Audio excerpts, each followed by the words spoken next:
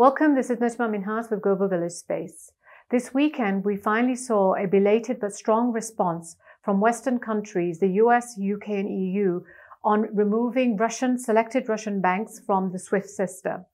To understand the implications of this, I have with me Mr. Javed Hassan, the chairman of the Economic Advisory Group and a former investment banker in London and Hong Kong. Javed, thanks for joining me. Thank you, Najma. Javed, what is the implications of removing these selected Russian banks? I mean, is this significant for Russia? Not really. I mean, it may seem outwardly to be very significant and that it's been called the nuclear option. But in reality, we have to look at what the Russian economy is all about. Russia has a balance of payment surplus in the tune of about 40 billion last year. Much of its exports are energy-related exports, mainly oil and gas. A large part of this goes to China. About $23 billion worth of export goes to China. Another large part goes to EU. We have to remember EU imports about 40% of its energy needs from Russia. I think for Germany, it's about 60% of its gas needs comes from Russia. It's unlikely that the select SWIFT banning for some banks is going to affect the energy transactions. And I think the Europeans have been particularly careful about it. They have that's why I use the word select, because they don't particularly want to see the energy imports to stop. If that were to happen, that would affect European Union much more than it would Russia. So I think while outwardly it may seem as a big thing that has happened, it's obviously something for optics is important for the European Union and America to do. The NATO countries had to be seen to be responding strongly. But in terms of it being a nuclear option, I think that's a bit of overhype. So basically you're saying that they're going to target those Russian banks which are not dealing with energy products. That seems to be very much the case. Okay. And then what about the Russian bank the central Russian bank whose assets have been frozen as well? Well, if you think about it, Russia's total assets, reported assets, the central banking assets are supposed to be around 650 billion US dollars. Of this, about 10% or 12% is in US dollars. If all of this was actually in the US or controllable by Western countries, that would affect about, say, 60 to 70 billion dollars. There is a significant chunk of Russian reserves, which is in yuan and other currencies. And there's also a significant amount of gold reserves. So I don't think it's a case of unlike the, say, Afghan reserves, 7.5 billion, which were all within the Federal Reserve or the US banks, and that was easily frozen. So let's be very clear. This 650 billion, even if a small chunk of this, about 10-15% were to be frozen, it wouldn't significantly affect the ability of Russia to continue its external transactions. The fact that the Russian currency is devaluing significantly, we're seeing almost 30% that is devalued. Do you not think it's related to the fact that the central bank's reserves have been frozen? And isn't therefore that going to have a significant impact on the Russian economy? I think there's a lot of nervousness. Traders all over the world would have been selling, including possibly in Russia. Some of it would be to take it as an opportunity. There's a certain momentum. But I think the fundamentals of Russian economy haven't changed significantly. Russia is a major global oil energy producer. 10% of global oil is produced by Russia. There's also a significant amount of gas production. Russia, by and large, is an exporter of energy. It's not an export and energy and food commodities. Both of these cannot suddenly be stopped from the international markets. If that were to be the case, the global markets would suffer much more, or global economies, including European economies, would suffer much more than possibly Russia. One has to remember the imports tend to be either in luxury products or in technology products. Yes, the technology imports could have an impact in the long run, but I don't think in the short run these would have a significant impact on Russia. There's also the factor of inflation. Again, unlike in, say, Pakistan, where when you have a devaluation, because we import a significant portion of our food items as well as energy, we are directly affected by devaluation. In Russia's case, it's quite the opposite. They hardly import any energy, in fact, no energy, And they also don't import food because they are food surplus nation. So the impact on sort of household inflation should be very limited. So in that case, why has the Russian central bank just increased its interest rates from 9.5% to 20% overnight? I think this is, again, because they want to make sure that the outflow of dollars, there would be nervousness right now. It's a sensible move. In the short term, they want to stabilize the currency. They want to make sure that the nervousness that exists is diminished. They are responding like any sensible central bank should. And it also shows that the central bank is acting independently. And unlike some other countries which have allowed their currencies to fall and the central banks have not responded, the central bank there is acting as any central bank should and is trying to. But how successful is it likely to be? I mean, we know that, for example, in 1992, when the UK came out of the EU mechanism at the time, there was a run on the currency, and the UK central bank increased interest rates significantly, but it wasn't able to control the run on the currency.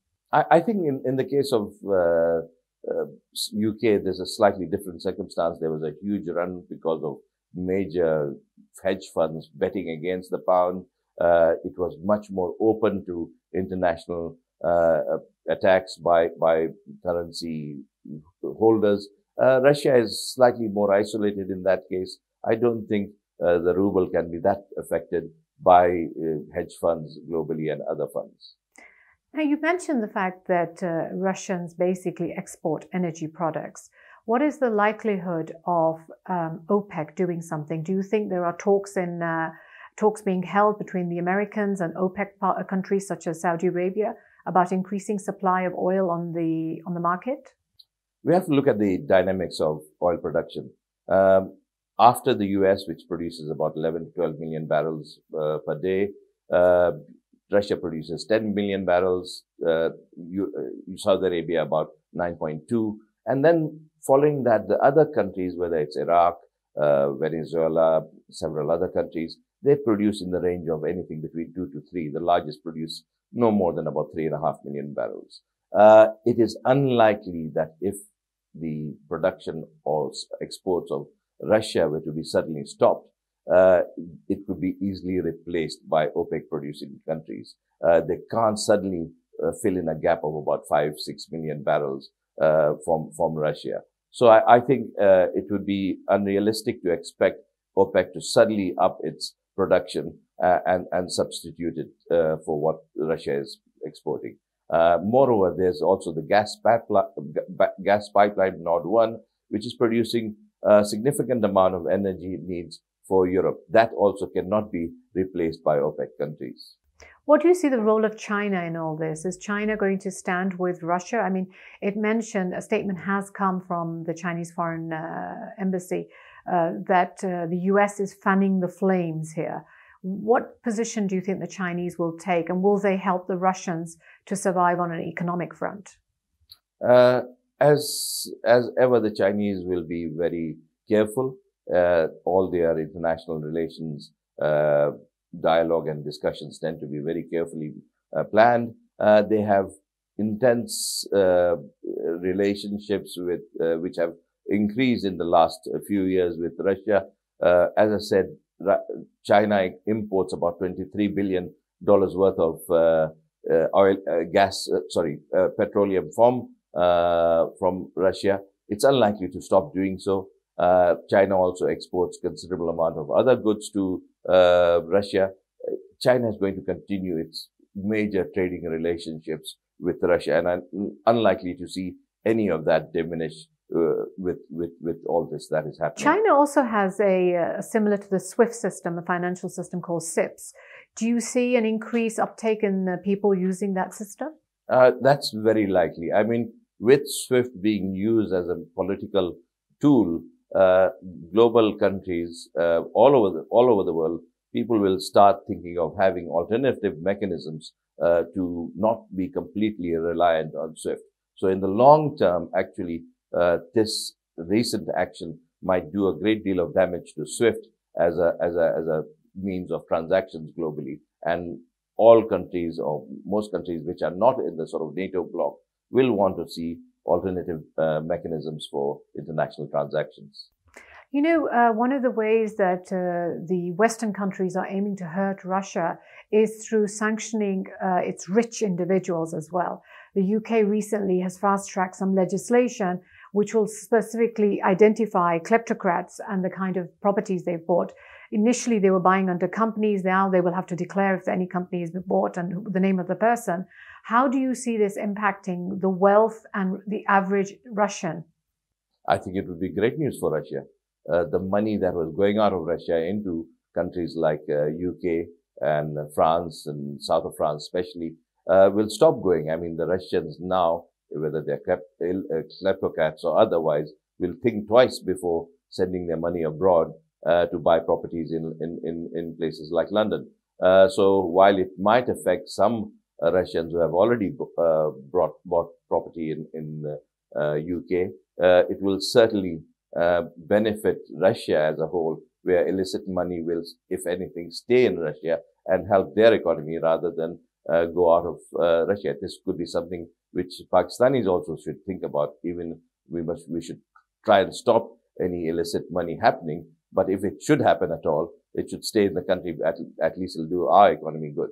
So you think these actions are a message for all rich individuals across the world? I think they are a very good message that it doesn't make sense for you to send it to UK or Switzerland because there's a good chance at some point it might be used as a political instrument and be seized. So Javed, I also want to ask you, the fact that the Germans have withheld their approval on Nord Stream 2 pipeline that they were having with Russia, what does this mean for example, Pakistan and the Pakstream pipeline project that the country is thinking of having with Russia? Is that still going ahead?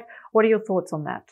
We'll find out if it's going ahead. There's no formal signature regarding that in this current visit of our Prime Minister to Moscow. But I think it increases the likelihood of Russia wanting alternative markets to Europe to sell their gas. And that sort of puts a greater incentive for Russia to build that gas pipeline and try and sell to Pakistan. I think we're seeing a realignment of global trade. We are potentially seeing a realignment of global political alliances. And on the whole, Pakistan obviously has to be neutral and needs to make sure that it maintains its relationship with all countries in the world, both the West and China as well as Russia.